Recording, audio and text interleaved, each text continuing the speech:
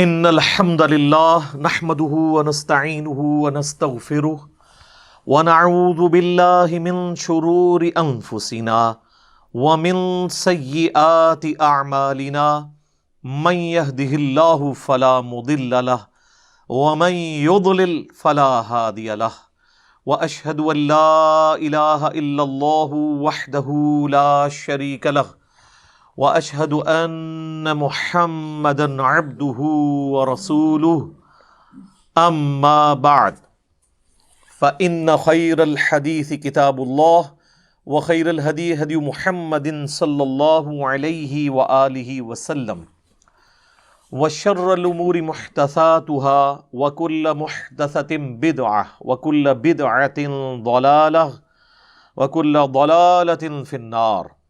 اعوذ باللہ السمیع العلیم من الشیطان الرجیم من ہمزہ ونفخہ ونفثہ بسم اللہ الرحمن الرحیم رب اشرح لی صدری ویسر لی امری واحلل عقدۃ من لسانی یفقہوا قولی بسم اللہ الرحمن الرحیم ان اللہ وملائکتہ یصلون علی النبی یا ایہا الذین آمنوا صلوا علیہ وسلموا تسلیما اللہم صل علی محمد وعلی آل محمد کما صلیت علی ابراہیم وعلی آل ابراہیم انک حمید مجید اللہم بارک علی محمد وعلی آل محمد کما بارکت علی ابراہیم وعلی آل ابراہیم انک حمید مجید. اللہم ربنا آتنا فی الدنیا حسنہ وفی الآخرۃ حسنۃ وقنا عذاب النار. ربنا آتنا من لدنک رحمۃ وہیئ لنا من امرنا رشدا. لا الہ الا انت سبحانک انی کنت من الظالمین. حسبنا اللہ ونعم الوکیل. یا حی یا قیوم برحمتک استغیث ولا حول ولا قوة الا باللہ العلی العظیم. آمین. اعوذ باللہ السمیع العلیم من الشیطان الرجیم بسم اللہ الرحمن الرحیم. یا ایہا الذین آمنوا لا تکونوا کالذین کفروا. اے اہل ایمان تم ان لوگوں کی طرح نہ ہو جانا جنہوں نے کفر کی روش اختیار کی. حالانکہ وہ کلمہ کو مسلمان تھے، اوپر سے مسلمان تھے، اندر سے منافق تھے، تو اللہ نے ان کو کافروں کی کیٹیگری میں ڈالا. وَقَالُوا لِإِخْوَانِهِمْ إِذَا ضَرَبُوا فِي الْأَرْضِ. جو کہتے تھے اپنے بھائیوں کو جب وہ جہاد کے سفر پر نکلے غزوہ احد کے لیے یا کسی اور غزوے کے لیے، او کانوا غزا یا پھر کسی جہاد کے لیے، لو کانوا عندنا ما ماتوا، اگر یہ ہمارے پاس ہمارے گھروں میں ہوتے تو انہیں موت نہ آتی. وما قتلوا، اور نہ یہ قتل کیے جاتے. اچھا، یہ بھی ایک انسان کی اپنا ایک وسوسہ ہوتا ہے. ادروائز اگر میدان جنگ میں ہی موت آنی ہو تو کتنے لوگ ہیں جنہوں نے بے شمار بیٹل فیلڈز میں حصہ لیا اور انہیں موت نہیں آئی، بستر مرگ پہ ہی وہ مرے. پچھلی دفعہ میں نے خالد بن ولید کے حوالے سے بتایا تھا رضی اللہ تعالیٰ عنہ علیہ السلام کہ 100 سے زیادہ جنگوں میں وہ شریک ہوئے، اور وہ کہتے ہیں میرے جسم پر ایک جگہ بھی ایسی نہیں جہاں پر تلوار یا برچھی کا نشان نہ ہو، لیکن میں بھی ایک بوڑھے اونٹ کی طرح بستر مرگ پہ مر رہا ہوں. تو موت اگر آنی ہوتی تو مجھے آ جاتی. تو اللہ تعالیٰ فرما رہا ہے اب اس کے جواب میں، لِيَجْعَلَ اللَّهُ ذَلِكَ حَسْرَةً فِي قُلُوبِهِمْ. اس طرح کے وسوسے آنا ان کے دلوں میں یہ اس لیے ہے کہ اللہ تو خود چاہتا ہے کہ وہ ان کے جو باطل خیالات ہیں ان کو حسرت کا باعث بنا دے ان کے دلوں میں، بس یہی کڑ کڑ کے مر جائیں وہ. حالانکہ موت تو آنی تھی، تو آئی نہیں ہے، اس کے باوجود اتنی ٹینشن ہے. دیکھیں نا، یہ اس کو کہتے ہیں کہ چلتی پھرتی زندہ لاش، کہ مرے نہیں ہیں پھر بھی ان کو ٹینشن اتنی ہے موت کی. تو اللہ تعالیٰ ہمارا یہ تمہارے دلوں میں ہم نے حسرت ڈال دی. واللہ یحیی و یمیت، اور اللہ ہی ہے جو زندہ کرتا ہے اور موت دیتا ہے۔ واللہ بما تعملون بصیر، اور اللہ تعالیٰ دیکھ رہا ہے جو کچھ تم کرتے ہو۔ اس بات کا یقین ہونا کہ موت کا وقت مقرر ہے، یہ نصیب والوں کا حصہ ہے۔ ادروائز اکثریت جو ہے نا وہ اہل ایمان میں سے بھی اتنا غلو کرتے ہیں کہ وہ یہ سمجھتے ہیں کہ اگر ہم کوئی سیکیورٹی کے میئرز لے لیں گے تو یہ چیز ہمیں موت سے بچا لے گی۔ ایسا نہیں ہو سکتا۔ سیکیورٹی کے میئرز لینا یہ سنت ہے، نبی صلی اللہ علیہ وآلہ وسلم بھی اس کا اہتمام کرتے تھے۔ اسباب اختیار کرنا سنت ہے، لیکن اسباب پر یقین کر لینا یہ کفر ہے۔ اسباب اختیار کرنا سنت ہے، اور یقین مسبب الاسباب پہ رکھنا یہ ایمان کا حصہ ہے۔ چونکہ دنیا کو اللہ تعالیٰ نے اسباب کے ساتھ جوڑا ہے، بظاہر ایسی چیزیں ہمیں نظر آ رہی ہوتی ہیں۔ میرے ایک بڑے قریبی دوست تھے، مجھ سے بھی چھوٹی عمر میں وہ فوت ہو گئے۔ 2017 میں جب مجھ پہ مرڈر اٹیمپٹ ہوئی تھی تو میں ان کی شاپ پہ انہیں ملنے کے لیے گیا، تو مجھے کہنے لگے کہ علی بھائی میں چاہ رہا ہوں آپ کے لیے نا 2-3 سیکیورٹی گارڈ رکھوا دوں۔ میں نے کہا کیوں؟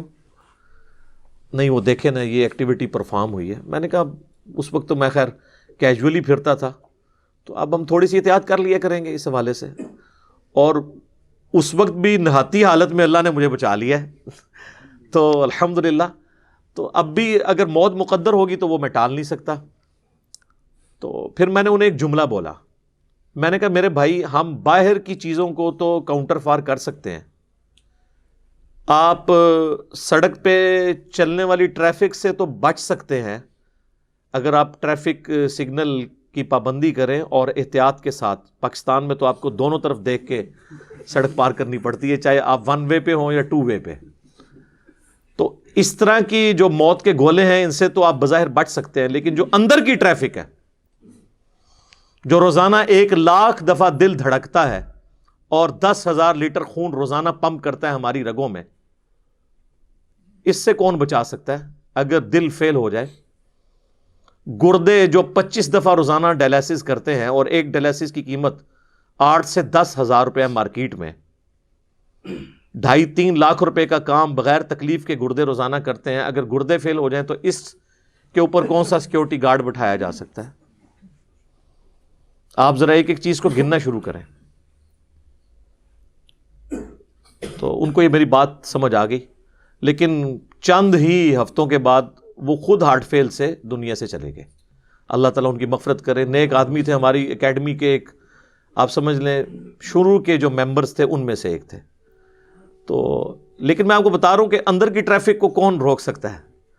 تو یہ مسلمان کا یقین ہونا یہ بڑا ضروری ہے۔ کہتے تو آپ دیکھیں گے کہ جن لوگوں نے زندگی میں خدا کو کبھی سیریس نہیں لیا ہوتا نا، آپ ذرا ان کی بھی زبانیں دیکھیں، اتنی لمبی ہوں گی، او جی جیڑی رات جیڑی قبر ہے وہ باہر نہیں ہے، یہ کہتے ہیں نا۔ تو اگر یہی بات ہے تو جو قبر سے باہر زندگی گزار رہا ہے بغاوت کے اوپر مبنی، نہ تو حقوق اللہ کا کوئی پاس رکھتا ہے اور نہ کوئی حقوق العباد کا خیال رکھتا ہے، حرام خوریاں تیری گھٹی میں پڑی ہوئی ہیں، اور لوگوں کا مال تو ہڑپ کرتا ہے، لوگوں کے پلاٹ سے ہڑپ کرتا ہے، اور بات یہ کر رہی تھی جیڑی قبر وچ رات ہے وہ باہر نہیں ہے۔ اگر تیرا یہ یقین ہوتا کہ قبر میں جو رات ہے وہ باہر نہیں ہے اور قبر میں جا کے کسی کو منہ دکھانا ہے، تو تیری زندگی اس طرح کی گزر رہی ہوتی۔ تو یہ ایک روایتی جملے ہیں، جس طرح ہمارے پولیٹیشنز، ہمارے ریاستی اداروں کے جو ترجمان ہیں، ماشاءاللہ آپ گفتگو سنیں تو بسم اللہ الرحمن الرحیم اور انشاءاللہ اور الحمدللہ، اللہ تعالیٰ عام بندہ اس پہ خوش ہو جاتا ہے، اللہ دا نا پہ لیندے نے، اوے اللہ دا نا انجی پہ لیندے نے، انہاں دا تقیہ کلام ہے۔ اگر واقعی یہ اللہ کو مانتے ہوتے اور یہ جواب دہ ہوتے تو اس طرح ان کی زندگی گزر رہی ہوتی؟ ایسے نہ ہوتا۔ یہ صرف ایک روایتی ہماری کلام ہے جو ہم بولتے ہیں۔ تو اسی طریقے سے یہ بھی لوگ روایتاً بات کرتے ہیں کہ جی جو قبر میں رات ہے وہ باہر نہیں ہے، جو باہر ہے وہ اندر نہیں ہے۔ اگر اس پہ یقین ہونا تو اس کا منطقی انجام یہ ہونا چاہیے کہ قبر کی تیاری کی جائے۔ لوگ یہ جملہ بول کے یہ بتانا چاہتے ہیں کہ جی کر لو جو کچھ کرنا جائے، اسی بدماش جائے، اسی نیچے قبر ہی جانا جدوں تک اسی باہر آ. وہ یہ رزلٹ نکال رہے ہوتے ہیں. حالانکہ رزلٹ تو اس سے یہ نکالنا چاہیے کہ میں اپنی قبر کی اور آخرت کی تیاری کروں. اس طرف دماغ بھی نہیں ان کا جاتا. الٹا وہ اپنے مخالفین کو تھریٹ لگانے کے لیے بات کرتے ہیں کہ جتنی میری زندگی لکھی ہوئی ہے وہ تو میں باہر ہوں. بھائی جو تو باہر ہے تو اندر کی تیاری کرنا. تو یہ اصل اس میں سے مورل لیسن لینا چاہیے. وَلَئِن قُتِلْتُمْ فِي سَبِيلِ اللَّهِ او مُتْتُمْ، اللہ تعالیٰ فرما رہا ہے اگر واقعی تم اللہ کی راہ میں مارے جاؤ یا اپنی طبعی موت مر جاؤ جہاد میں، راستے میں بیماری کے ذریعے، لَمَغْفِرَةٌ مِّنَ اللَّهِ وَرَحْمَةٌ خَيْرٌ مِّمَّا يَجْمَعُونَ، تو جو اللہ کی بخشش تمہیں ملنے والی ہے اور اس کی رحمت، وہ اس سے بہت بہتر ہے جو تم نے دنیا میں جوڑ کے رکھا ہوا ہے، چاہے وہ زندگی ایز این ایسٹ یا دنیا کے ایسٹس جو تم نے جوڑے ہوئے ہیں، اس سے بہتر اللہ کے پاس ہے. میں کہتا ہوں جی اگر واقعی جس میں رتی برابر ایمان ہے نا، اسے یہ آفر کی جائے نا کہ مرتے ہی تم سیدھا جنت میں جاؤ گے، تو آدھے مسلمان آج ہی مرنے کے لیے تیار ہو جائیں کہ یار ادھر تو ذلت کی زندگی کاٹ ہی رہے ہیں، چلو اس سے تو جان چھوٹے گی تو آگے اربوں سال کی ہمیشہ کی زندگی مل جائے گی. اور اگر کوئی ایفرٹ اس کے لیے واقعی پٹ کر رہا ہے نا، پھر اس کے لیے زندگی لائبلٹی ہوگی، آخرت ایسٹ ہوگی. اسی لیے تو اللہ نے قرآن میں جگہ جگہ اس چیز کو ایڈریس کیا ہے کہ یہودیوں اگر تم یہ کہتے ہو نا ہم اللہ کے لاڈلے ہیں، اللہ کے چہیتے ہیں، تو موت کی تمنا کیوں نہیں کرتے؟ موت سے تو تم اس طرح بھاگتے ہو. یعنی یہ نہیں کہا جا رہا کہ تم کہو کہ اللہ مجھے مار دے، نہیں، تمنا اس اعتبار سے کہ جس طرح ایک شخص کو اپنے محبوب سے وصل کا انتظار رہتا ہے نا، تو تمہیں بھی اس چیز کا انتظار رہے کہ میں مر کے اپنے رب کا دیدار کروں گا. تو پھر مرنے سے تمہیں خوف نہ آئے. اور سب سے زیادہ خوف یہودیوں کو ہوتا تھا، اسی لیے قریش مکہ تو کافر ہوئے ہیں، یہودی کافر نہیں ہوئے، وہ منافق ہو گئے، اوپر سے کلمہ پڑھ لیا تاکہ دونوں طرف پارٹیاں بنا کے رکھیں، کیونکہ ان کو اپنی جان عزیز تھی. اسی لیے سورۃ البقرہ میں آیا کہ یہودی جو زندگی کی ہرس رکھتے ہیں نا، یہ مشرکین سے بھی زیادہ رکھتے ہیں. حالانکہ وہ بت پرست تھے، لیکن وہ انہوں نے آ کے دیکھیں بدر میں، احد میں، خندق میں ڈٹ کے سامنے آ کے مقابلہ کیا، اعلانیہ انہوں نے انکار کیا. لیکن یہودیوں نے اعلانیہ انکار نہیں کیا، اوپر سے کلمہ پڑھ لیا، اندر سے جڑیں کاٹی. یہ بزدلی کی علامت تھی، ورنہ تو سامنے آ کے کہتے ہاں جی ہم نہیں مانتے، آ کے لڑو ہمارے ساتھ. تو دنیا کی محبت کی وجہ سے وہ بزدلی کا شکار تھے یہودی. تو اللہ تعالیٰ فرماتا ہے اگر آخرت تمہیں اتنی محبوب ہے تو تمنا کرو نا. تو یہی حال مسلمانوں کا بھی ہے. یہ کہنا آسان ہے کہ جی ہر وقت ہم موت کے لیے تیار بیٹھے ہوئے ہیں، لیکن تیاری کوئی نہیں ہے، بس تیار بیٹھے ہوئے ہیں. وہ سر آپ نہ بھی تیار بیٹھیں، جدو چکیا جانا ہے تو چکیا جانا ہے، تہاڈی تیاری نال کچھ نہیں. تسی تیار نہ بیٹھو، تیاری کرو. تو اللہ تعالیٰ فرما رہا ہے کہ جو اللہ کی راہ میں جہاد کے دوران طبعی موت مر جائے نا، اس کے لیے بھی مغفرت اور اجر عظیم ہے، کیونکہ وہ اللہ کی راہ میں وقف ہوا ہے نا. اور اگر شہید ہو جائے گا پھر تو نور علی نور ہے. اچھا وہ کیوں ہے اجر؟ اس نے اللہ کے لیے نیت تو کی ہے نا. حتیٰ کہ صحیح مسلم میں حدیث ہے کہ جو شخص شہادت کی تمنا کے ساتھ اپنے بستر پہ بھی مرے نا، اللہ اسے بھی شہید لکھتا ہے. اور صحیح مسلم میں حدیث ہے جس کے دل میں شہادت کی تمنا نہیں، وہ منافقت کی ایک شاخ پہ مرا ہے. کلی منافق نہیں ہے، لیکن منافقت کی اس کے اندر علامات پائی جاتی ہیں. کیوں؟ مسلمان کو تو ہر وقت شہادت کی تمنا رکھنی چاہیے، چاہے وہ شہید ہو یا نہ ہو. تو اگر وہ شہادت کی تمنا رکھتا ہے، اور شہادت یہ والی نہیں کہ مسلمان کا گلا کاٹے، پنجابی سندھی کا اور سندھی پنجابی کا، بلوچی پنجابی کا اور پنجابی بلوچی کا، یہ والی نہیں ہے شہادت، جو واقعی میدان جنگ والی شہادت ہو. تو اگر اس کی تمنا ہے تو اس کو تو بستر مرگ پہ بھی شہید ہوئے بغیر بھی شہادت کی فضیلت مل جائے گی. اور بخاری اور مسلم دونوں میں حدیث ہے، اللہ کے محبوب صلی اللہ علیہ وآلہ وسلم نے فرمایا کہ میری خواہش ہے کہ میں اللہ کی راہ میں قتل کیا جاؤں، پھر زندہ کیا جاؤں، پھر قتل کیا جاؤں، پھر زندہ کیا جاؤں، پھر قتل کیا جاؤں، پھر زندہ کیا جاؤں، پھر قتل کیا جاؤں. یہ حضور کی خواہش تھی. تو اللہ نے آنری طور پہ آپ کی خواہش پوری کی ہے. آپ کی موت زہر سے ہوئی.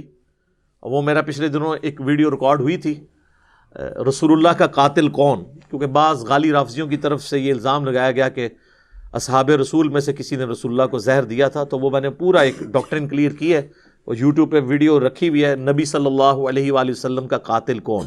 تو ایک شیعہ عالم تھے، انہوں نے بڑے غلوف کے درجے میں جو ہے نا اس طرح کی باتیں کی، تو میں نے ان کے جواب میں وہ ویڈیو ریکارڈ کروائی تھی، وہ آپ جا کے دیکھ سکتے ہیں۔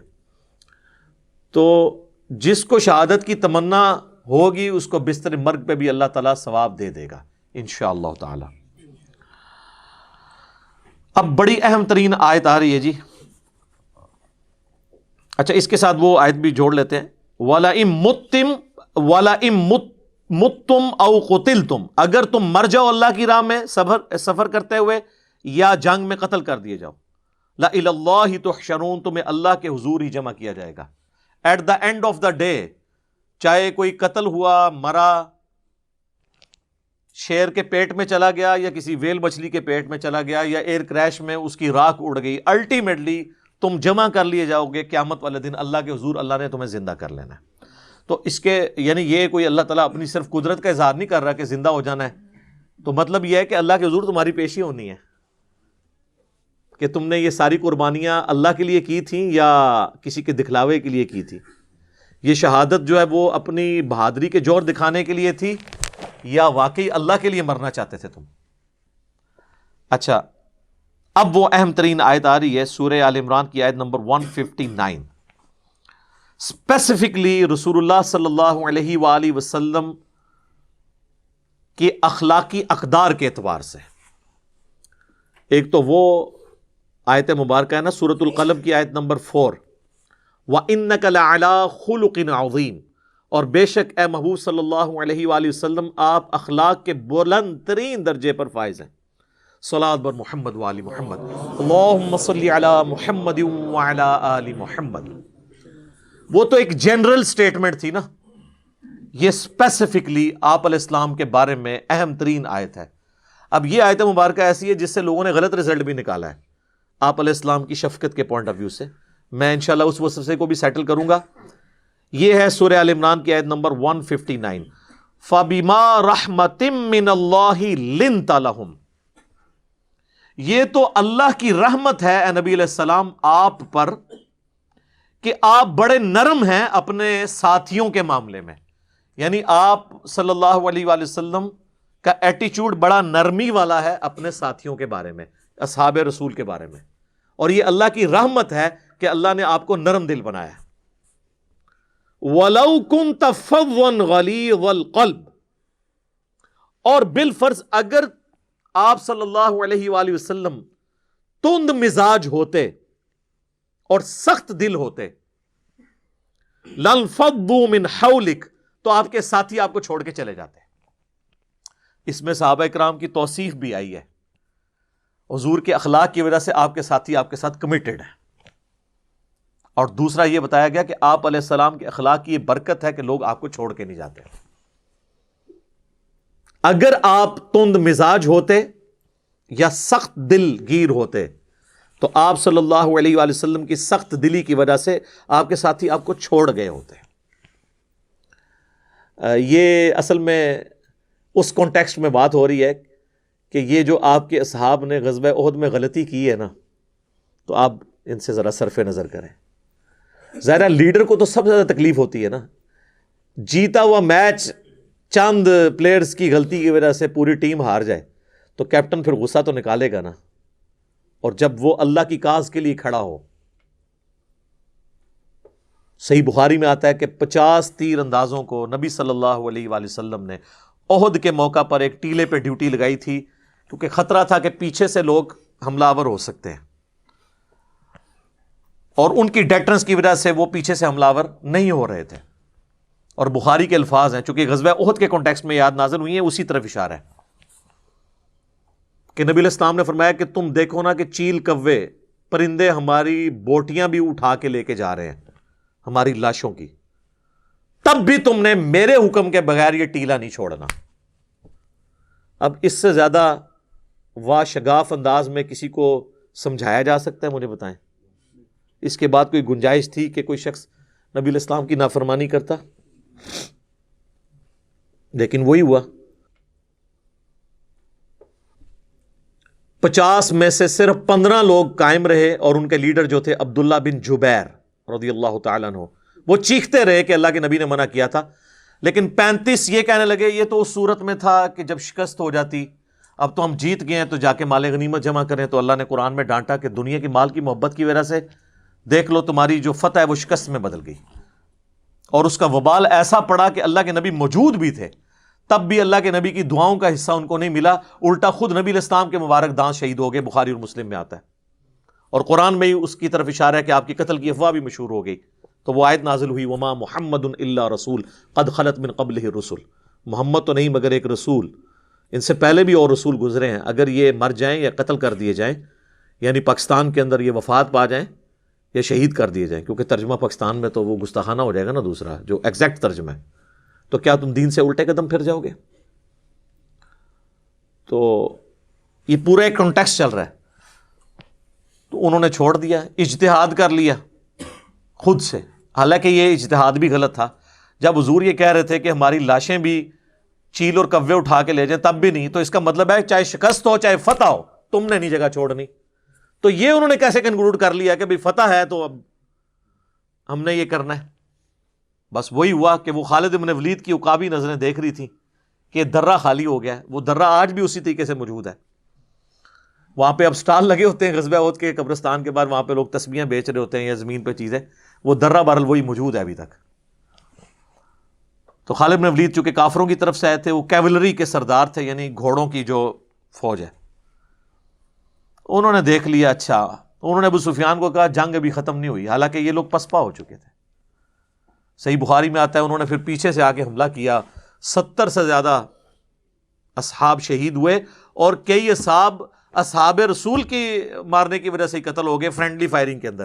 حضرت حذیفہ ابن یمان کے باپ یمان اور جابر بن عبداللہ کے والد جو ہیں وہ عبداللہ، بخاری میں آتا ہے یہ دونوں کو مسلمانوں نے قتل کر دیا، وہ چیختے رہے لیکن بھگدڑ مچ گئی، پتہ ہی نہیں چلا، وردیاں تو ہے نہیں تھی، گرد اڑ رہی تھی، مار دیا، کیونکہ مسلمانوں کو اب سمجھ ہی نہ لگی، پیچھے سے بھی حملہ ہو گیا سامنے سے بھی حملہ ہو گیا، تو وہ سینڈوچ بن گئے۔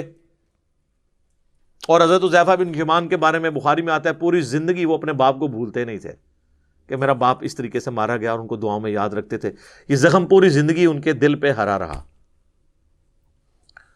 تو یہ صورتحال ہو گئی، واضح فتح شکست میں بدل گئی۔ گھر کوئی ایک بھی ایسا نہیں تھا مدینہ شریف میں کہ جس گھر میں کوئی میت نہ اٹھی ہو۔ خود رسول اللہ کو سب سے بڑا صدمہ پہنچا کہ آپ کے دودھ شریک بھائی بھی اور چچا بھی حمزہ بن عبد المطلب جو آرمی چیف بھی تھے آپ کے، وہ بھی شہید ہو گئے، ان کی لاش کا مسئلہ ہوا۔ نبی علیہ السلام بھی بہت غم زدہ تھے، تو اسی لیے تو یہ 60 آیات صرف غزوہ احد کی کمنٹری ہے، پورے قرآن میں اس طریقے سے کسی جنگ کی کمنٹری نہیں آئی ہے۔ اس کے بعد اگر آئی ہے تو غزوہ تبوک کی آئی ہے سورہ التوبہ کے اندر، آگے چل کے آئے گی۔ تو نبی علیہ السلام ظاہر ہے آپ خود بھی اس کی وجہ سے افیکٹ ہوئے، بخاری مسلم میں آتا ہے آپ کے 4 دانت شہید ہو گئے، اور مولا علی جو ہے وہ ایک تھال کے اندر جو ہے وہ ڈھال جو تھی تلوار والی ڈھال، اس کو الٹا کر کے اس میں پانی لے کے آئے، اور سیدہ فاطمہ نے آپ کا زخم دھویا اور ایک کاٹن کا کپڑا جلا کے راکھ رکھ کے اس خون کو روکا، تو پھر وہ خون رکا۔ تو نبی علیہ السلام خود بھی افیکٹو ہوئے۔ اس سے بڑا غم یہ تھا کہ مسلمانوں کے ساتھ اللہ کا وعدہ تھا کہ اس میں بھی فتح ہوگی، مسلمانوں کو یہ وسوسے آئے کہ بھئی وعدہ تھا تو پھر فتح کیوں نہیں ہوئی؟ تو وہ بھی ہم نے سن لیا، پہلے آیات گزری کہ اللہ نے تو فتح دے دی تھی، تم نے اپنا ڈسپلن لوز کیا اور تم نے رسول اللہ کی نافرمانی کی، پھر اللہ نے کہا کہ ہم نے تمہیں معاف کیا۔ اس میں سیدنا عثمان بھی شامل تھے، پچھلی دفعہ میرا کلپ اسی میں سے ہی اپلوڈ ہوا تھا، تو سیدنا عثمان کو اللہ تعالیٰ نے اس حوالے سے معاف فرما دیا، باقی اصحاب کو بھی۔ لیکن انسان تو انسان ہوتا ہے نا، ابھی اس چیز کا خدشہ تھا کہ نبی علیہ السلام اپنے ساتھیوں کو اس معاملے پہ ڈانٹتے، وہ ظاہر جینون ہوتا آپ کا ڈانٹنا، تو اللہ تعالیٰ نے اس کانٹیکس میں یہ بات کی ہے۔ پہلے تو حضور کی تعریف کی ہے کہ اللہ نے آپ کو بنائی نرم دل ہے، آپ اپنے ساتھیوں پہ ایسی شفقت کرتے ہیں، اسی وجہ سے آپ کے ساتھی آپ کے ساتھ کمیٹڈ ہیں اور آپ کو چھوڑتے نہیں ہیں۔ نرم دل کیا بنایا جناب؟ وَمَا أَرْسَلْنَاكَ إِلَّا رَحْمَةً لِّلْعَالَمِينَ، سورۃ الانبیاء آیت نمبر 107۔ تمام جہان والوں کے لیے آپ کو رحمت بنا کے بھیجا ہے. یہ تو آپ علیہ السلام کی شفقت تھی. بخاری اور مسلم دونوں میں حدیث ہے, انس ابن مالک کہتے ہیں میں نے 10 سال حضور کو وضو کروایا ہے, اور میری عمر 10 سال تھی جب میری ماں نے مدینہ شریف حضور ہجرت کر کے آئے تو مجھے حضور کے سامنے لے گئیں اور کہا کہ یہ میرا بیٹا ہے انس, تو یہ آپ کی خدمت کیا کرے گا. 10 سال کا بچہ کیا ہوتا ہے؟ تو کہتے ہیں میں تو بچہ تھا, کبھی حضور مجھے کسی کام سے بھیجتے تو میں جا کے بچوں میں کھیلنا شروع کر دیتا, میں کام ہی بھول جاتا. تو حضور نے کبھی مجھے ڈانٹا نہیں, کبھی آپ نے یہ نہیں مجھے کہا 10 سالوں میں تو نے یہ کیوں کیا اور یہ کیوں نہیں کیا. زیادہ سے زیادہ باہر تشریف لاتے تو آپ علیہ السلام میرے پیچھے کھڑے ہو جاتے پیار محبت کے ساتھ, یوں کبھی ہاتھ رکھ لیا آنکھوں پہ اور کہا, آپ پیار سے بھی سے انہیں انیس کہہ کے پکارتے, جیسے ہم وہ نک نیم رکھ دیتے ہیں نا, ٹھیک ہے, کسی کا نام ذوالفقار ہے تو پیار سے زلفی کہہ دیا اسے, اس طرح نام تھا انس تو انیس کہہ کے, اور کہتے میں نے تو تمہیں اس کام بھیجا تھا. یہ بھی نہ آگے کہتے کہ ابھی تک کیا کیوں نہیں. ٹھیک ہے, کبھی مجھے ڈانٹا نہیں ہے, پوری زندگی آپ کی شفقت. حتیٰ کہ بخاری مسلم میں ایک حدیث ہے,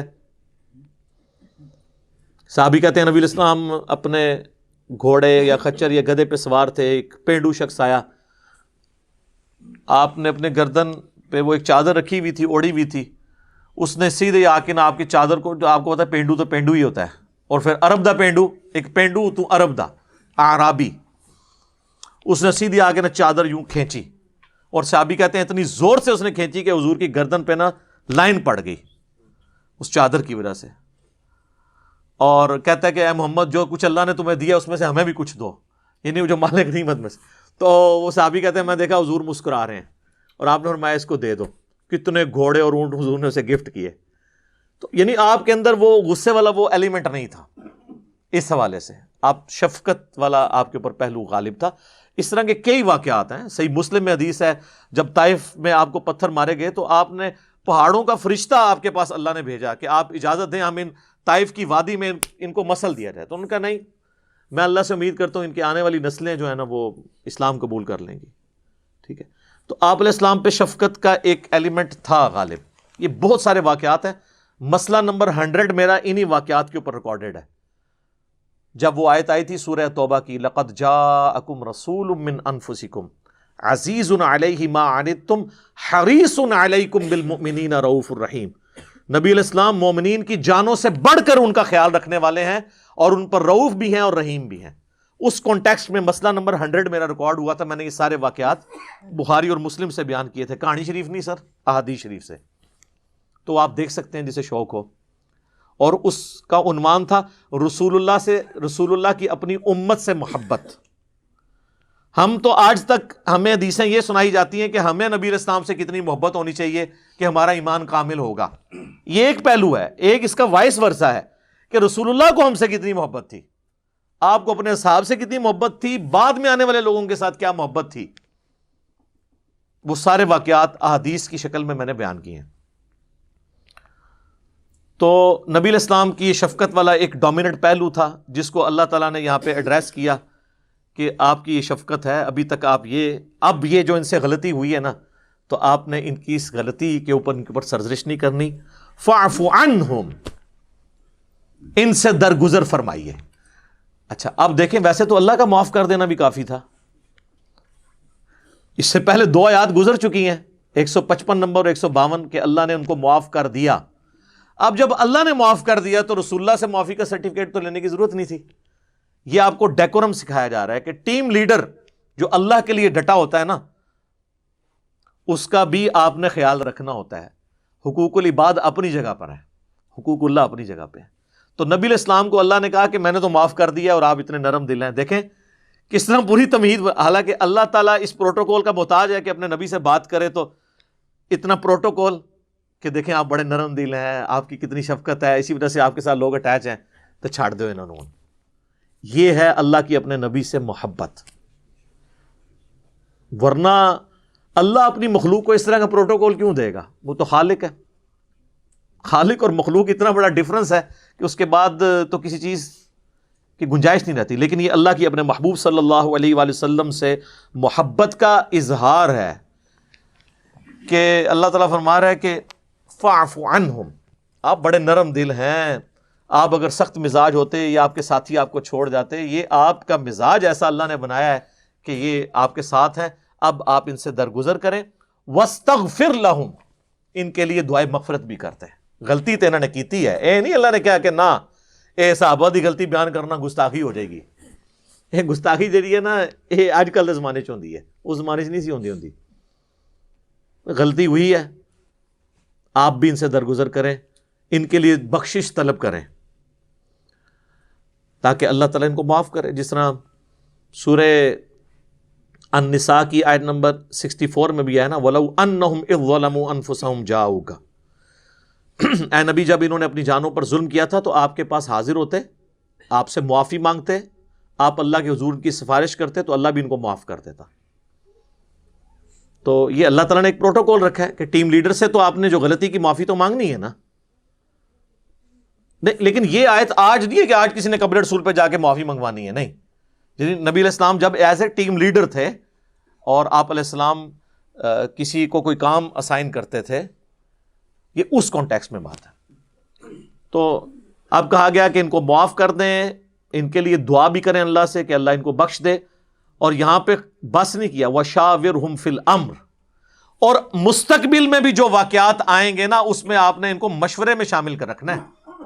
یہ نہ ہو کہ آپ اب کنکلوڈ کر لیں کہ چونکہ انہوں نے میری نافرمانی کیا آندہ میں نے مشورے میں نہیں ماننا. اس دنیا میں تو یہی لیڈر کرتے ہیں نا کہ تو تے بولنا ہی نہیں ہے، تو جو پچھلی بار کام پایا سی نا تو تے اس ٹائم نہ بول، نہ یہ نہیں کرنا. جب معاف کیا ہے دل سے معاف کرنا ہے، اور اس کے بعد بھی اگر کوئی مشورہ دے تو مشورہ لینا ہے، اپنے مشورے میں انہیں شامل. آپ اندازہ لگائیں کہ رسول اللہ کو حکم ہو رہا ہے کہ آپ نے اپنے ساتھیوں کے مشورے کے ساتھ چلنا ہے. ہمارا کون سا مسلمان حکمران ہے جو اپنے ساتھیوں سے مشورہ کرتا ہے؟ پاکستان کی ہسٹری میں نہ کوئی پرائم منسٹر اور نہ کوئی ڈکٹیٹر آپ کو ایسا ملے گا. سب گنڈے اور بدماش ہوتے ہیں جب وہ لیڈرشپ پہ ہوتے ہیں. ان کے ساتھیوں کو وزارتوں سے فارغ کر دیا جاتا ہے، میڈیا والے بتا دیں سر تسی وزیر نہیں رہے. یہ انتہائی غیر اخلاقی حرکت ہے. ایسے لیڈرز، یہ لوگ لیڈر نہیں ہوتے ہیں. لیڈر وہ ہوتا ہے کہ جس کے ساتھی اس سے سیٹسفائی ہوں، اور جب وہ کام یہ کرتا ہے نا تو پھر وہ مشورے سے کرتا ہے. میں آپ کو اپنے آفس میں بتاؤں، ہمارے ایک ڈائریکٹر صاحب تبلیغی جماعت کے، یعنی وہ پاکستان میں آپ سمجھ لیں کہ ہماری ڈیفنس کی ٹیکنالوجی میں چند بڑے لوگوں میں سے ایک. میری جب سلیکشن بھی ہوئی تو انہوں نے میرا انٹرویو کیا تو مجھے بعد میں پتا چلا جب میں ان کے پاس، تو ان میں نے یہ عادت دیکھی تھی کہ حالانکہ ہم سے بہت سینئر آفیسر تھے، جب کبھی انہوں نے کوئی ڈیوٹی ہمیں اسائن کی ہے اور وہ ہماری ڈیوٹی چینج کرنی ہوتی تھی نا، اور ان کو یہ خدشہ ہوتا تھا کہ اس بات کا برا منائے گا، کیونکہ میرے ساتھ تو یہ اکثر ہو جاتا تھا، کیونکہ ان کو میرے پہ یہ مان تھا کہ جس کام پہ میں اس کو لگاؤں گا نا وہ کام سٹریم لائن ہو جائے گا. وہ جب سٹریم لائن ہو جاتا تھا انہوں کہتے تھا نہیں اے ہن نواں کام ہے اے تو کرنا ہے. اور وہ اس وجہ سے کہ ان کو پتا تھا کہ باقی کسی کو دیا تو کھو کھاتے ڈل جائے گا، اور مجھے یہ ہوتا تھا کہ اب تو میں اب سکون سے بیٹھا ہوں تو اب مجھے ایک اور بے سکونی میں ڈال دیا. جس طرح کہتے ہیں نا، وہ پنجابی کہتے ہیں نا کام کرنے والا بڑا ذلیل ہوتا ہے، ٹھیک ہے، کیونکہ نئی جڑی ذلت آندی وہ متھے ماری جاندی ہے. تو لیکن وہ اس طرح نہیں کرتے تھے کہ بھی اب یہ پوری تمہید بنانی، 3-4 دن بٹھانا، اچھا یہ ہو رہا ہے یہ ہو رہا ہے. ہمیں پتہ چل جاتا تھا کہ ہونے کیا ہونے لگا ہے. لیکن ہمیشہ اس طریقے سے ٹیم لیڈر وہی ہوتا ہے، اور پھر اس کی وجہ سے ہم بھی کوئی دل میں قلق محسوس نہیں کرتے تھے، چلو یار ٹھیک ہے. یہ ٹیم لیڈر کی نشانی ہوتی ہے کہ وہ پھر مشورے میں شامل کرتا ہے اپنے ساتھیوں کو.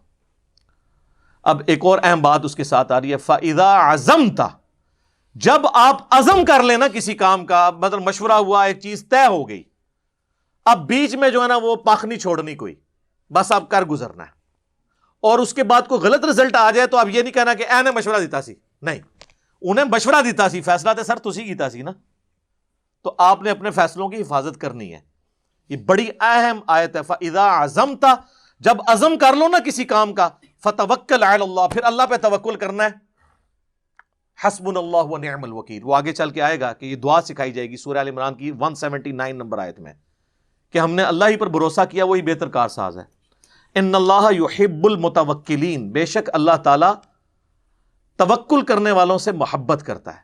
یعنی آپ نے اسباب اختیار کرنے ہیں اور پھر نظر کس پہ رکھنی ہے؟ مسبب الاسباب کے اوپر. توکل اللہ پہ کرنا. توکل یہ نہیں ہوتا کہ کرو کچھ نہ، یہ پیچھے دیکھیں کتنے کام بتائے گئے ہیں، یہ کرنے کے بعد مشورہ بھی کرنا ہے، پھر عزم بھی کرنا ہے، پھر اللہ پہ توکل. ویسے توکل نہیں، وہ جو جامع ترمذی میں حدیث ہے کہ پہلے اونٹ کو باندھو پھر اللہ پہ توکل کرو، تو ظاہر ہے کہ اسباب آپ نے اختیار کرنے ہیں. اس میں ایک بڑی اہم بات میں آپ کو بتا دوں، بڑی مزے کی بات. وہ میں نے جن اپنے سینئر آفیسر کا ذکر کیا نا، ڈائریکٹر صاحب کا، تو وہ ہمیں ایک دن اسی طریقے سے سمجھا رہے تھے، چونکہ وہ تبلیغی جماعت سے بھی اٹیچ تھے. تو حاجی عبد الوہاب صاحب رحمہ اللہ تعالیٰ جو تبلیغی جماعت کے امیر تھے، جو 2-3 سال پہلے ہی فوت ہوئے، تو وہ کہہ رہے ہم ایک دفعہ حاجی صاحب کے پاس بیٹھے ہوئے تھے، تو حاجی صاحب کی عادت تھی کہ وہ مشورہ کرتے تھے جماعتوں کو بھیجتے وقت نا. تبلیغی جماعت میں ویسے بہت چیز زبردست ہے، مشورے والی اور عمارت والی. باقی کسی کو تعلیمات سے کوئی اختلاف ہو سکتا ہے، لیکن ان کا سسٹم بڑا ماشاءاللہ مضبوط ہے. تو وہ مشورہ کرتے تھے جماعت یہ یعنی اب یہ جماعت جو ہے یہ جماعت ہم نے ٹرین پہ روانہ کرنی ہے، بس پہ روانہ کرنی ہے، یا اپنی گاڑی کروا کے، یہ وہ مشورہ لیا کرتے تھے جب دور جماعتیں جاتی. تو کہتے ہیں مشورے کے دوران نا مختلف لوگوں نے مشورہ دیا. کسی نے کہا کہ بس پہ جاتے ہیں، کسی نے کہا جی پیدل جاتے ہیں. پیدل جماعتیں بھی ان کی کئی 100 کلومیٹر تک وہ دعوت کے طور پہ چلتی ہیں. کسی نے کہا جی ٹرین پہ جانا ہے. الٹیمیٹلی طے ہو گیا جی ٹرین پہ جماعت جائے گی. فیصلہ ہو گیا. فیصلہ کرنے کے بعد حاجی صاحب نے نا پھر دوبارہ سے جنہوں نے بس کا مشورہ دیا تھا نا ان کو پوچھا کہ ہاں جی بتائیں کس طریقے سے سفر اختیار کرنا چاہیے. تو انہوں نے پھر کہا جی بس پہ. انہوں نے کہا نا، اب جب طے ہو جائے نا تو اب تم نے بھی یہی کہنا ہے ٹرین پہ، تاکہ یونٹی نہ ٹوٹے. یہ مشورہ اس وقت تک تھا جب تک ڈیسیژن نہیں ہوا. ونس ڈیسیژن ہو جائے نا تو بس والے نے بھی کہنا ہے ٹرین، ٹرین والے نے تو کہنا ہی ٹرین ہے، باقی سب نے بھی، پیدل والوں نے بھی کہنا ہے ٹرین.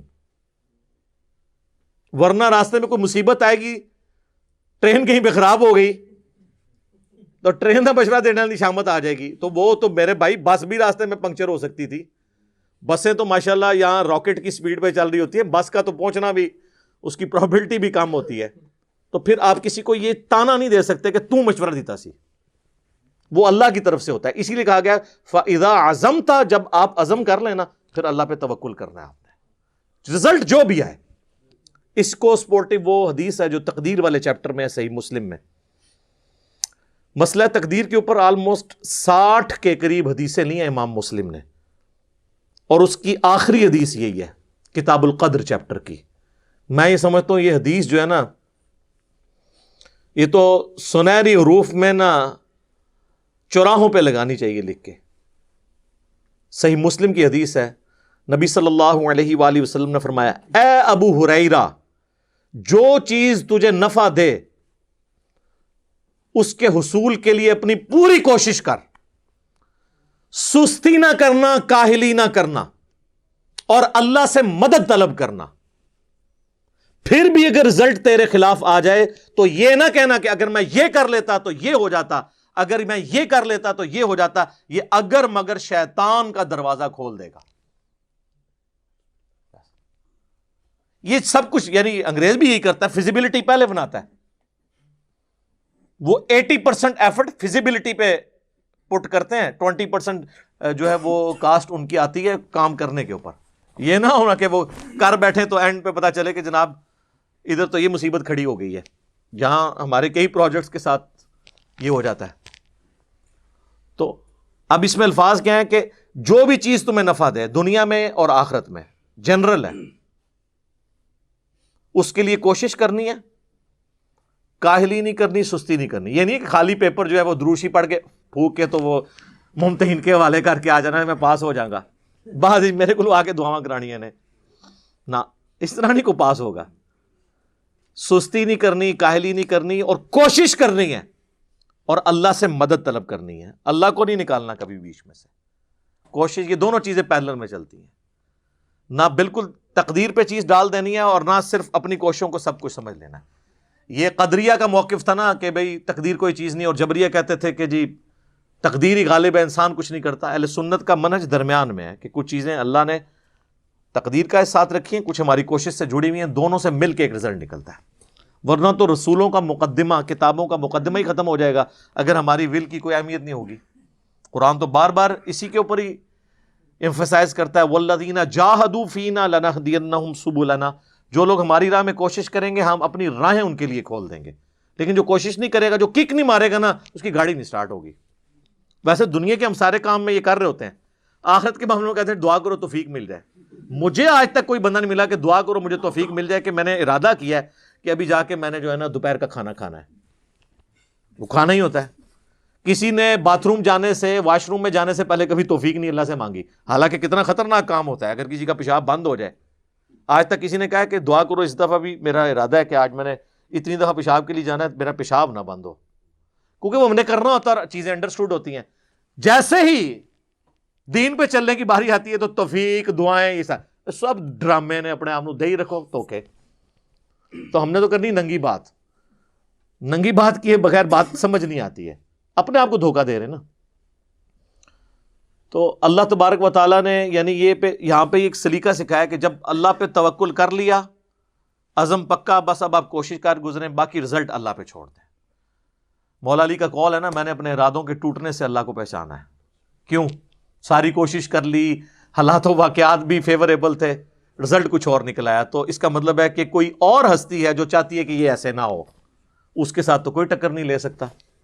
تو اگر مگر شیطان کا دروازہ کھول دیتا ہے، جو صحیح مسلم کے الفاظ ہیں، اس لیے کہ اگر مگر سے پھر جو تقدیر کی طرف سے فیصلہ ہوا ہوتا ہے نا، آپ اس کو چیلنج کر رہے ہوتے ہیں۔ ایک تو ہے کہ آپ اس کو ریویو کر کے پلان کریں، وہ ایک اور چیز ہے کہ جی آندہ ہم اس چیز کو کاؤنٹر فار کریں گے، اس کو کریں گے، اس کو کریں گے، لیکن اس کی لکیر پیٹ کے بیٹھ جانا، یہ چیز غلط ہے۔ حالانکہ یہاں پہ آپ دیکھ رہے ہیں کہ صراحتاً غلطی ہوئی تھی، اس پہ اللہ نے ڈانٹا بھی ہے، لیکن الٹیمیٹلی حضور کو کہا کہ بس چھوڑ دے، معاف کرے، مشورے میں شامل کریں، آندہ کے لیے بھی آپ یہ کریں۔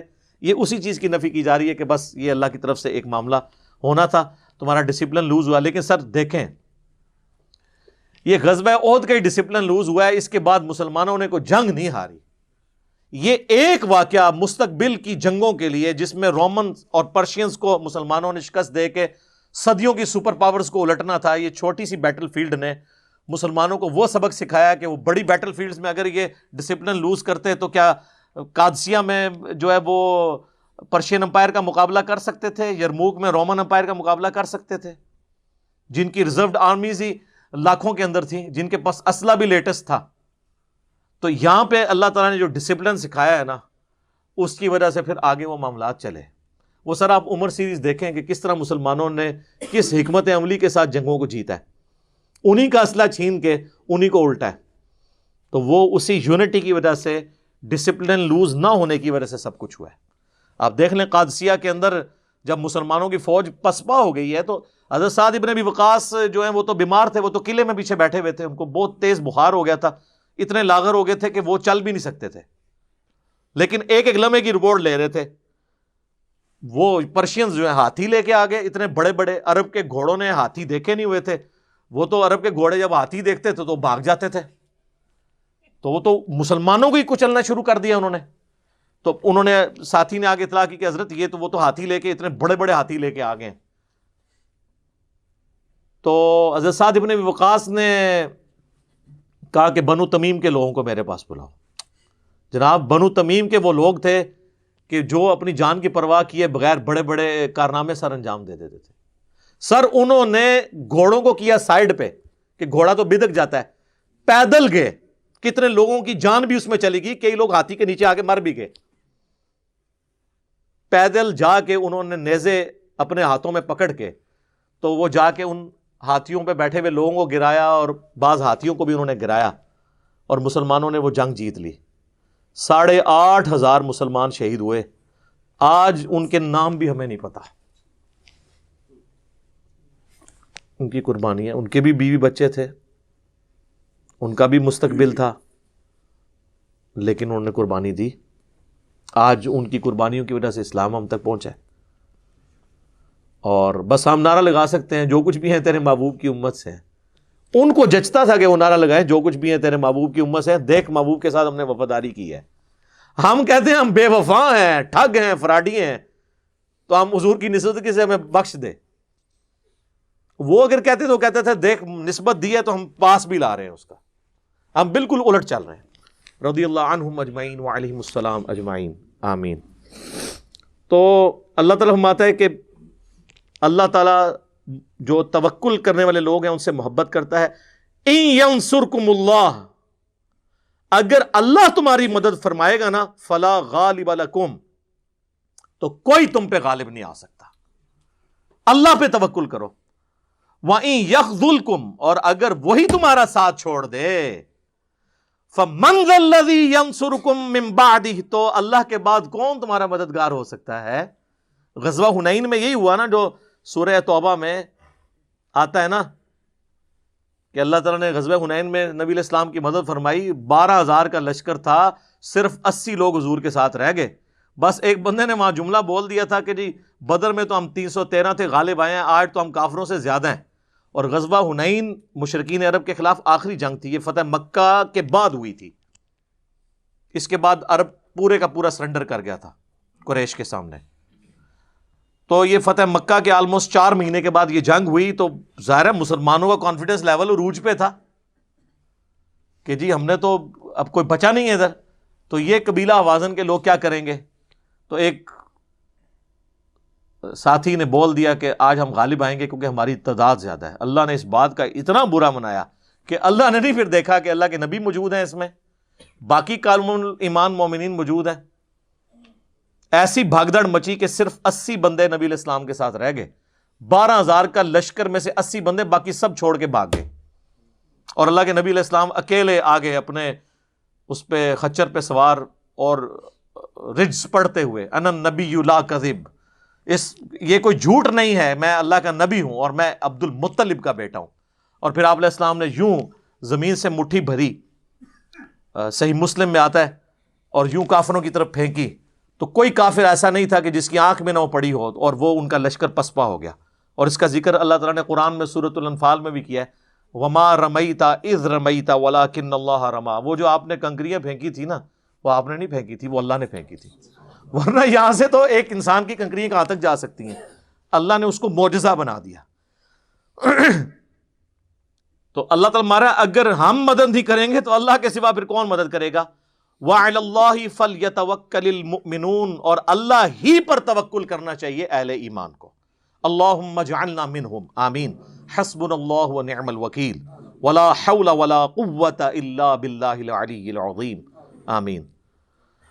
وما کان لنبی ان یغل، کسی نبی کی یہ شان تو ہو ہی نہیں سکتی کہ وہ خیانت کرے۔ اب یہ منافقین باتیں کرتے تھے نا کہ کوئی ان کے اپنے ذاتی بینیفٹس ہیں اس کے لیے سب کچھ کرتے ہیں، اللہ نے فرمایا نبی کی یہ شان نہیں کہ وہ خیانت کرے، اس کا ظاہر کا ایجنڈا کچھ اور ہو اور باطن کا اور ہو، یہ دنیا دار حکمرانوں اور جنگجوؤں کے مسئلے ہوتے ہیں۔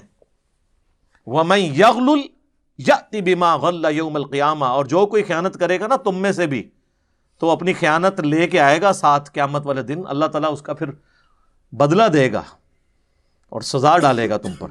ثم توفی کل نفس ما کسبت، پھر تمہیں بدلہ دیا جائے گا پورا پورا جو بھی تم نے کیا ہوگا۔ وہم لا یظلمون، اور ان پر ظلم نہیں کیا جائے گا، یعنی ہر جان اپنے اعمال لے کے آئے گی۔ ومن یعمل مثقال ذرۃ خیرا یرہ، فمن یعمل مثقال ذرۃ خیرا یرہ ومن یعمل مثقال ذرۃ شرا یرہ، ذرے کے برابر بھی نیکی کی ہوگی وہ بھی دیکھ لے گا، اور ذرے کے برابر گناہ کیا ہوگا وہ بھی دیکھ لے، لیکن ہم صرف ایک ہی دیکھتے ہیں، کہتے ہیں وہ تو اللہ نے کوئی اینی جی نیکی پسند آ جائے جی ساڑی، وہ تو اینی جی نیکی تو بھی چھوڑ سکتا ہے، اگے نہیں پڑھتے کہ اینی جی گناہ تو بھی پکڑ سکتا ہے۔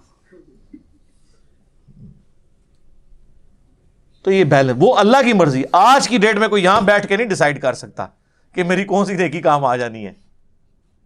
آج کی ڈیٹ میں تو ہمیں ڈر ڈر کے زندگی گزارنی چاہیے، جو صحیح بخاری میں حدیث ہے، نبی علیہ السلام ایک چوراہے سے گزر رہے تھے تو چند اصحاب آپس میں مذاق کرتے ہوئے ان کی ہنسنے کی آواز بلند ہو رہی تھی، تو حضور نے فرمایا کھڑے ہو کے، جو میں جانتا ہوں نا اگر تم جانتے تو بہت کم ہنستے زیادہ رویا کرتے۔ حضور کو تو پتا تھا مرنے کے بعد کیا ہونے والا ہے انسان کے ساتھ۔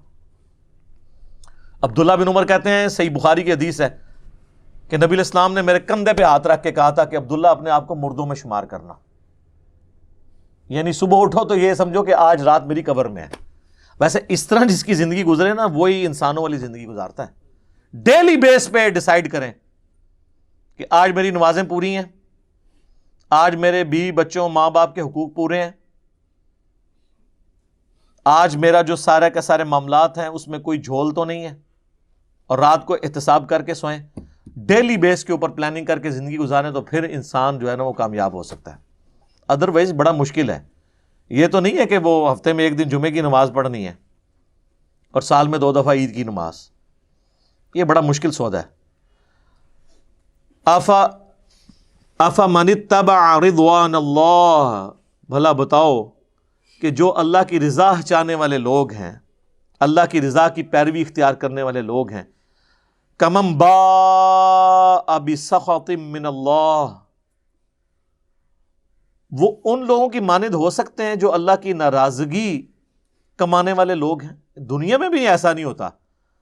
دنیا کے بادشاہ بھی اپنے وفاداروں کو نوازتے ہیں اور اپنے مخالفین کو قید و بند میں ڈالتے ہیں. تو اللہ کے ساتھ وفاداری کرنے والے اور اللہ کے ساتھ غداری کرنے والے برابر ہو سکتے ہیں؟ وَمَأْوَاهُمْ جہنم، اور ان کا ٹھکانہ ہے جہنم، جو اللہ کے ساتھ غداری کرنے والے لوگ ہیں. وَبِئْسَ الْمَصِيرُ، اور کیا ہی برا ٹھکانہ ہے. اللہم لا تجعلنا منہم، اللہم اجرنا من النار، اللہم انی اعوذ بک من عذاب جہنم ومن عذاب القبر ومن فتنة المحیا والممات ومن شر فتنة المسیح الدجال. اچھا، یہ دعا میں ان نا کے ساتھ بھی ہم جمع کے سیغوں کے ساتھ بھی پڑھتے ہیں اور سنگولر کے سیغوں کے ساتھ بھی. اگر آپ سنگولر کے سیغے سے بھی پڑھیں نا، جب کوئی شخص آمین کہتا ہے وہ اس دعا میں شامل ہو جاتا ہے. اگر میں کہتا ہوں نا اللہم اجرنی من النار، تو یہ اے اللہ مجھے آگ سے بچا لے، اور آپ کہتے ہیں آمین، تو آپ اس میں شامل ہیں. ضروری نہیں کہ میں جمع کا سیغہ ہی بولوں، تو خود بخود اس میں شامل ہو جاتا ہے. ہم درجات عند اللہ، اللہ کے حضور ان کے درجے ہیں. پھر یعنی جس طرح جنت میں درجے ہیں نا، جہنم میں بھی درجے ہیں. جس طرح سورہ نساء میں آیا کہ منافقین دوزخ کی سب سے نچلی گھاٹی میں ہوں گے. سورۃ الحجر میں آیا نا کہ دوزخ کے 7 دروازے ہیں اور 7 دروازوں کا اپنا اپنا حصہ ہے. اس طرح اس کی گھاٹیاں ہیں. سارے کافر ایک جگہ پہ نہیں ہوں گے. جو زیادہ اس اللہ کے دشمن تھے، سورہ مریم میں آتا ہے، وہ اتنے ہی نچلی گھاٹی کے اندر ہوں گے. تو اس طرح اہل جنت کے بھی درجے ایک جیسے نہیں ہیں. جنت میں بھی اعلیٰ سے اعلیٰ درجات ہیں اور کم سے کم، لیکن وہ کم سے کم بھی جو ہے نا میرے بھائی، وہ بھی انمیجنیبل ہے. وہ بخاری مسلم میں حدیث ہے، جو سب سے آخر میں جنت میں جائے گا نا، اور آخر میں وہ جو جہنم سے نکال کے لاکھوں سال کی اپنی سزا بھگت کے جب وہ جنت میں جا رہا ہوگا نا، اس کو بھی اس روئے ارض سے 10 گنا بڑی جنت، ایکویلنٹ ٹو 10 پلانٹس، یہ 10 زمینیں. تسی کہندے ہو F11 10 مرلے دا پلاٹ، پوری زمین 40,000 کلومیٹر کا سرکمفرنس کی، اس طرح کی 10 زمینیں. تو وہ تو جب جنت میں جا رہا ہوگا تو بخاری مسلم کے الفاظ ہیں، وہ تو یہ سمجھے گا جنت شاید خالی ہوگی، بھر گئی ہونی ہے، میری تو جگہ کوئی نہیں. اللہ تعالیٰ فرمائے گا کہ زمین سے 10 گنا بڑی جگہ تجھے. تو کہے گا یا اللہ تو مجھ سے مذاق کر رہا ہے. تو بخاری مسلم کے الفاظ ہیں کہ اللہ تعالیٰ مسکرائے گا جیسا کہ اس کی شان کے لائق ہے. ٹھیک ہے. تو اللہ کی جنت یہ اتنے جو آپ کو ٹریلینز اینڈ ٹریلینز آف بتاتے ہیں، پلانٹس ہیں اور بلینز آف گلیکسیز ہیں، یہ اللہ تعالیٰ نے الاٹ کرنے کے لیے سارے پلاٹ رکھے ہوئے ہیں جناب. یہ انشاءاللہ تعالیٰ اولاد آدم کی میراث ہے نا انشاءاللہ. یہ ہماری ابا جی کی جاگیر ہے جنت انشاءاللہ. لیکن ابے دی جاگیر تو آگ ہو جانا جی ابے دی گل نہیں منی. ہاں، یہ ذہن میں رکھیے گا. واللہ بصیر بما یعملون، اور اللہ تعالیٰ دیکھنے والا ہے جو وہ کرتے ہیں. کیا دھمکی ہے جی. کوئی جنتیوں والے اعمال کر رہا ہے، اس کو بھی اللہ دیکھ رہا ہے. جو جہنمیوں والے اعمال کر رہا ہے، اس کو بھی اللہ تعالیٰ دیکھ رہا ہے. کوئی چیز اللہ تعالیٰ کے اس چیز سے باہر نہیں ہے. اور اللہ نے خود ہی سارا حساب و کتاب رکھا ہوا ہے. اللہ کو فرشتوں کی بھی حاجت نہیں ہے. یہ تو صرف ہماری تسلی کے لیے ہے. قرآن حکیم میں کئی جگہ یہ مضمون ہے کہ ہم غائب تو نہیں تھے، ہم تو خود دیکھ رہے تھے. اور فرشتوں نے تو کئی اعمال لکھے ہونے ہیں جو قیامت دن 0 سے ملٹیپلائی ہو جانے ہیں. کیونکہ اللہ فرمائے گا تم نے تو ظاہری اعمال دیکھے نا، یہ تو ریاکاری کے لیے کر رہا تھا. جی وہ جو آتا ہے کہ ایک شہید کو لایا جائے گا، صحیح مسلم میں حدیث ہے، تو فرشتوں نے اسے شہید ہی لکھا ہوگا نا، تبھی تو الفاظ ہیں شہید کو لایا جائے گا. اللہ کہے گا نا، اس کا مطلب ہے اللہ تعالیٰ کو فرشتوں کو بھی کوئی رشوت نہیں دے سکتا. یہ دنیا میں ہی جج خریدے جا سکتے ہیں. اللہ وہ جج ہے جس کو نہ تو کسی گواہ کی ضرورت ہے, نہ کسی ریکارڈ کی ضرورت ہے, نہ کوئی پٹیشن فائل کرنے کی ضرورت ہے, نہ کوئی جوڈیشری میں کیس چلانے کی ضرورت ہے. اس کو تو پتہ ہے دنیا میں آپ دھوکہ دے سکتے ہیں. تو اللہ تعالیٰ ہمارا ہے کہ اللہ تعالیٰ واقف ہے, دیکھ رہے جو کچھ تم کر رہے ہو. اس میں ایک دھمکی پوشید ہے. چلے اچھا ہوا ہے یہاں پہ یہ ہماری ٹائم مکمل ہوا, کیونکہ اگلی جو آیت ہے نا 164 یہ خود متقاضی ہے, اس پہ 15-20 منٹ کم از کم بولا جائے. لقد من اللہ علی المؤمنین اذ بعث فیہم رسولا یتلو علیہم آیاتہ ویزکیہم ویعلمہم الکتاب والحکمہ وان کانوا من قبل لفی ضلال مبین. رسول اللہ کا احسان ہے انسانیت کے اوپر کہ انہوں نے کتاب اللہ کے ذریعے لوگوں کو ہدایت دی. اس کانٹیکسٹ میں یہ اہم ترین آیت ہے سورہ آل عمران کی آیت نمبر 164. انشاءاللہ اگلی دفعہ ہمارے درس کا آغاز اسی سے ہوگا انشاءاللہ. اللہ تعالیٰ سے دعا ہے جو حق بات میں نے کہی اللہ تعالیٰ ہمارے دلوں میں راسخ فرمائے. اگر جذبات میں غلطی سے میرے منہ سے کوئی غلط بات نکل گئی اللہ تعالیٰ ہمیں معاف بھی کر دے, ہمارے دلوں سے اسے دھو دے.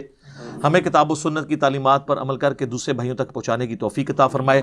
سبحانک اللہم و بحمدک اشہد ان لا الہ الا انت استغفرک و اتوب الیک وما علینا الا البلاغ المبین. جزاکم اللہ خیرا.